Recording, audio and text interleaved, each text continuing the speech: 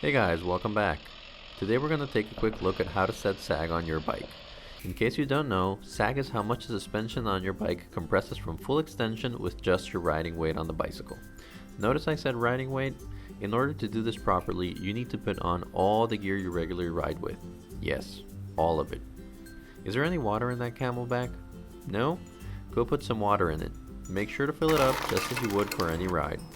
The good thing about setting sag is that it's a quick process, so you can do it in 10 minutes before heading out to the trails so you don't waste all that preparation. The only real tool you need for this is a shock pump. Most forks and shocks provide a table for a baseline pressure to start at depending on your riding weight. Some print directly on the body of the component, some printed in the user manual. You can use those numbers as a baseline, but understand that they're just a baseline and will require tweaking. Let's work on the shock first. Remove the air valve cap and connect your shock pump securely.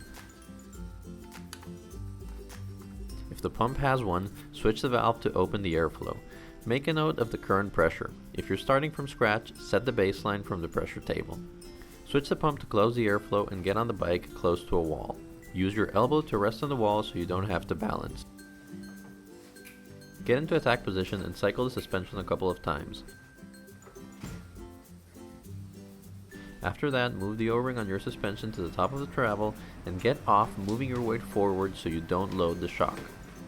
Now take a look at where the O-ring is placed. RockShox suspension have very comfortable included markers for the sag percentage. Fox does not. If that's the case, you will have to find a way of measuring by hand. A simple tape measure should suffice. In this case, the sag is set at 30%, which is roughly what we're looking for, so we aren't going to change this pressure on the shock. Make a note of the pressure and remove the pump. Remember to replace your air cap so you don't lose it. Now let's move on to the fork. Start by connecting the pump and recording a baseline number for the pressure.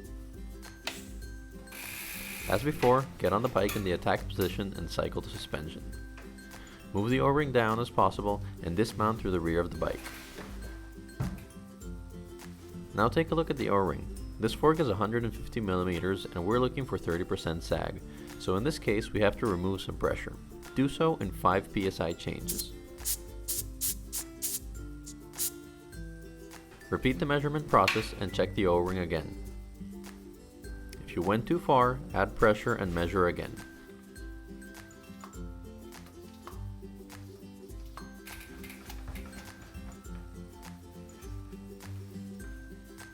Now the O-ring is in the 30% range, which is exactly what we're looking for.